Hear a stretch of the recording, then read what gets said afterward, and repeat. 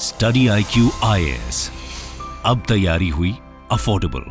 नमस्कार दोस्तों आप सभी को याद होगा रशिया की तरफ से एक बार वार्निंग आई थी कुछ समय पहले कि अगर फिनलैंड और स्वीडन नेटो को ज्वाइन कर लेते हैं तो यहां पर न्यूक्लियर की धमकी दिया था रशिया ने। ये आप देख सकते हो, Russia wants of nuclear hypersonic deployment if Sweden and Finland join NATO. लेकिन मैं आपको बता दूं, फाइनली अब जो स्वीडन है, क्योंकि ये जो फिनलैंड आप देख रहे हो ये तो ऑलरेडी नेटो का मेंबर बन चुका था, लेकिन स्वीडन को लेकर जो टर्की है वो अड़ा हुआ था कि स्वीडन को हम नेटो का मेंबर नहीं बनने देंगे। क्या होता है कि नेटो के जितने भी साथी हैं उन सबको एग्री करना पड़ता है, तभी कोई दूसरा देश नेटो का मेंबर बन सकता है। लेकिन अब आप यहां पर देख सकते हो, Turkey approve Sweden NATO membership bid after 20 month delay. तो फाइनली टर्की एग्री हो गया है। तो इस वीडियो के अंदर हम जानेंगे कि टर्की ऐसा क्यों किया, मतलब अभी तक क्या प्रॉब्लम आ रही थी, स्वीडन के आने से क्या बदलेगा, रशिया की तरफ से जो वार्निंग है उसका क्या असर होगा।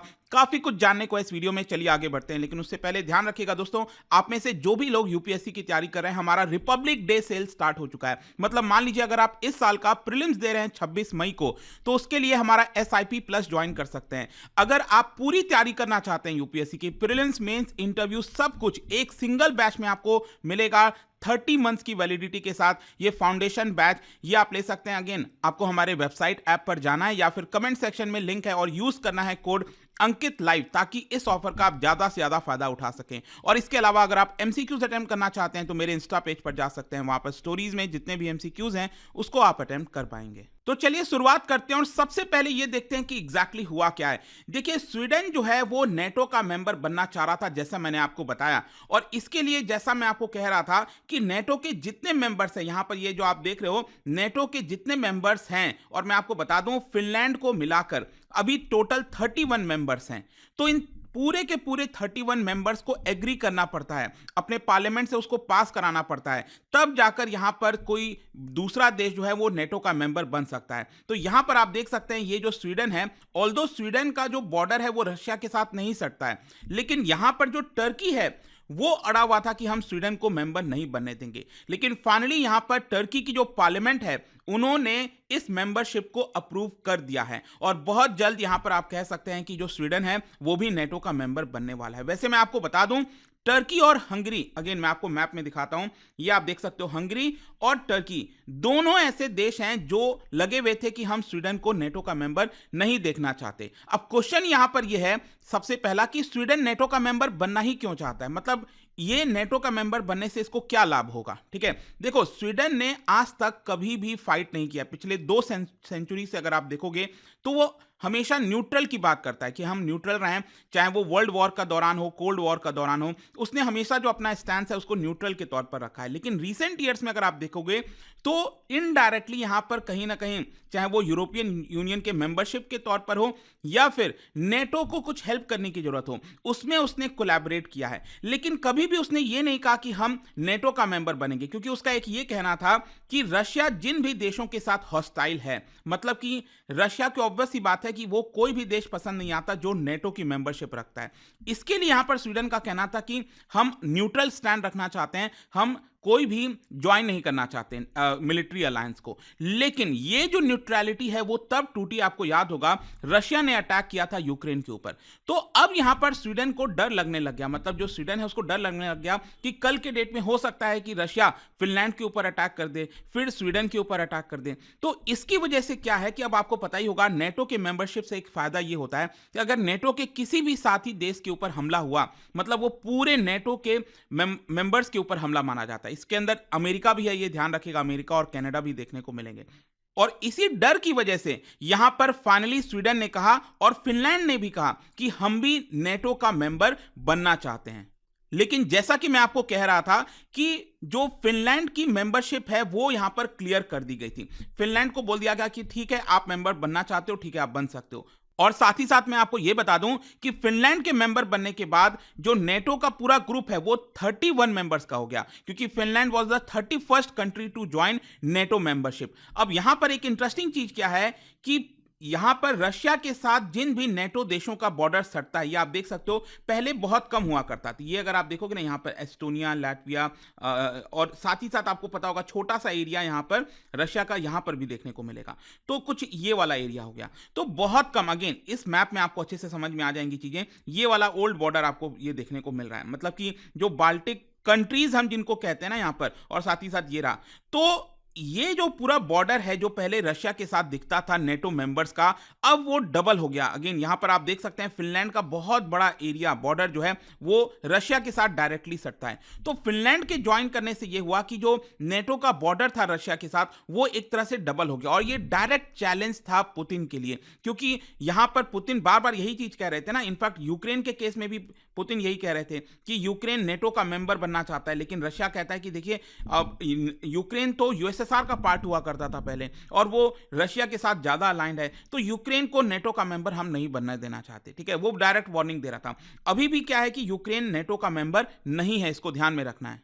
लेकिन अब क्वेश्चन आपके मन में यह आना चाहिए कि जब फिनलैंड की सदस्यता को अप्रूवल दे दिया गया, तो टर्की को स्वीडन के साथ क्या प्रॉब्लम था? मतलब टर्की जो है वो स्वीडन को मेंबर क्यों नहीं बनने दे रहा था?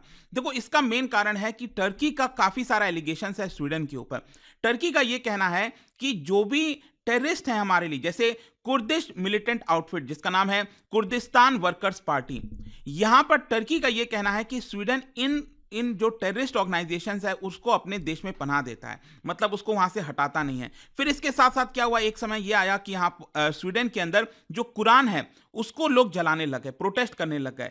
तो यहां पर टर्की को ये बिल्कुल भी ये सारी चीजें पसंद नहीं आई। इनफैक्ट आप देख सकते हो यहां पर टर्की के जो लोग हैं, मेंबर्स हैं, उनके जो पार्लियामेंट्री मेंबर्स हैं, वो आप देख सकते हैं यहां पर कैसे स्वीडन का जो झंडा है, टर्की में जो स्वीडन की एम्बेसी है उसके बाहर जाकर ये जो झंडा है ये लोग जला रहे थे। तो इस तरह का प्रोटेस्ट लगातार टर्की में देखने को मिल रहा था, और इसीलिए टर्की जो है वो स्वीडन की मेंबरशिप को अप्रूवल नहीं दे रहा था। अब क्वेश्चन यहां पर यह है, जब नहीं दे रहा था तो अब क्या हुआ अचानक से? मतलब कल यहां पर कैसे टर्की की पार्लियामेंट ने यह अप्रूवल दे दिया है? देखो, इसका मेन कारण यह बताया जा रहा है कि टर्की का यह कहना है कि देखिए अब जो स्वीडन है वो कई सारे एंटी टेररिज्म लॉज लेकर आ रहा है अपने देश के अंदर, और साथ ही साथ यहां पर जो कुर्दिस्तान वर्कर्स पार्टी है जो कि टर्की उसके खिलाफ है, तो उसके ऊपर भी एक्शन लिया जा रहा है स्वीडन के द्वारा, ऐसा टर्की का कहना है। और साथ ही साथ यहां पर स्वीडन ने कुछ आर्म्स सेल्स को लेकर रेस्ट्रिक्शंस लगा रखा था टर्की के ऊपर, वो रेस्ट्रिक्शंस भी स्वीडन ने हटा दिया है। मतलब कि प्रो टर्की स्टेप्स लिया है स्वीडन ने।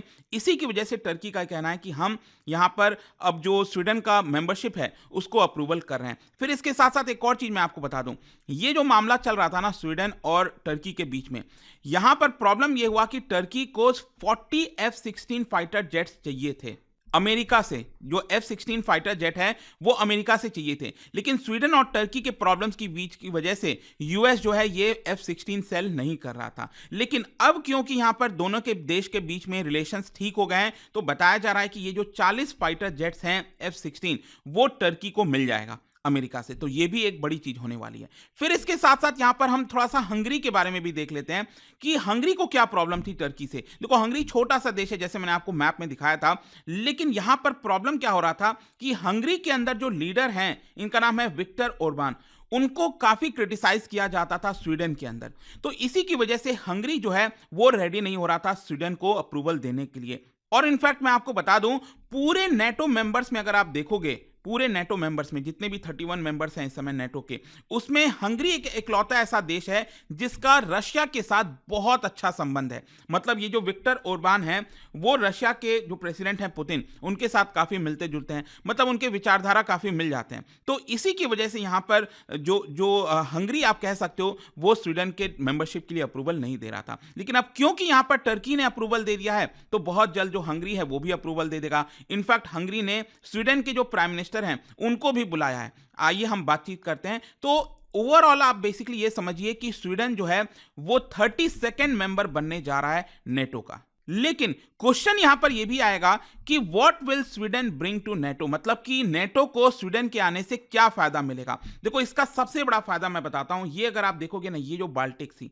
ये बहुत इंपॉर्टेंट रूट है एक तरह से ट्रेड के लिए या फिर जिस भी चीज के लिए आप कह लीजिए, ठीक है, बहुत इंपॉर्टेंट एरिया है जिसका रशिया क्योंकि रशिया का ये छोटा सा टेरिटरी आपको यहां पर देखने को मिल रहा है। तो रशिया क्या करता है कि यहां पर कई बार अपनी मनमानी करता है, ऐसा नेटो का आरोप है। और इसकी वजह से क्या था कि अभी सिर्फ यही वाला पार्ट था बाल्टिक सी में जो कि आपका नेटो के मेंबर्स का कोस्ट लाइन में आप बॉर्डर देख रहे हो। लेकिन अब स्वीडन के आ जाने से आप देख सकते हैं लगभग ऑलमोस्ट पूरा एरिया, बाल्टिक सी का ऑलमोस्ट पूरा एरिया जो है वो नेटो के अंडर में आ गया है। तो नेटो का ये कहना है कि अब हमें जो भी यहाँ पर सप्लाई लाइंस है उसको मजबूत करना है, ट्रेड वगैरह जैसे भी करना है वो हम आसानी से कर पाएंगे। फिर इसके साथ साथ मैं आपको ये भी बता दूं, स्वीडन की जो मिलिट्री है अगर आप नंबर के टर्म में देखोगे तो वो काफी स्मॉल है, छोटी सी है, लेकिन इनके पास मॉडर्न और एक्सपीरियंस जो पास्ट मिशंस हैं वो आपको देखने को मिलेगा। इनके पास एडवांस्ड एयरक्राफ्ट हो गए, सबमरीन कैपेबिलिटीज हो गई, वो स्वीडन के पास काफी अच्छी खासी है। तो ये नेटो को इससे काफी फायदा होगा बताया जा रहा है। लेकिन अब लास्ट में क्वेश्चन ये है कि what about Russia, what about Putin, क्योंकि स्वीडन भी अब यहां पर ज्वाइन कर लिया, फिनलैंड ने ऑलरेडी ज्वाइन कर लिया था। देयर इज नो डाउट कि पुतिन को इसकी वजह से एक बहुत बड़ा झटका है। देखना होगा कि पुतिन की तरफ से क्या रिएक्शन आता है, रशिया क्या इसको लेकर एग्रेशन दिखाता है नहीं दिखाता है, क्योंकि पहले जैसा मैंने आपको बोला 2022 में जब इसकी बात हुई थी तो रशिया ने क्लियर कट न्यूक्लियर की धमकी दे दी थी, हाइपरसोनिक मिसाइल्स की धमकी दे दी थी। देखते हैं आगे क्या होता है, आपका क्या सोचना है इसको लेकर मुझे कमेंट्स में जरूर बताइएगा। और जाने से पहले एक इंटरेस्टिंग क्वेश्चन, क्या बता सकते हैं with reference to NATO North Atlantic Treaty Organization, कौन सा स्टेटमेंट करेक्ट है इन दोनों में से? इसका राइट आंसर आप सबको पता है, मेरे इंस्टाग्राम पर तो मिलेगा ही, वहां पर अगर आप नहीं हो कोई बात नहीं, टेलीग्राम से ले सकते हैं इसका सही उत्तर। मैं कई सारे जो एमसीक्यूज हैं वो यहां पर स्टोरीज में डालता रहता हूं। बाकी अगर आपको पीडीएफ चाहिए तो टेलीग्राम पर आइए, अलग अलग सोशल मीडिया पर आप जुड़ पाओगे। और जैसा मैंने आपको बताया, अगर आप यूपीएससी की तैयारी कर रहे हैं, कोई भी बैच चाहते हैं, you can just use this code Ankit live to get maximum discount. And I hope कि वीडियो आपको पसंद आया होगा। मिलता हूं आपसे next time, till then thank you very much, see you soon. Study IQ IAS, अब तैयारी हुई अफोर्डेबल।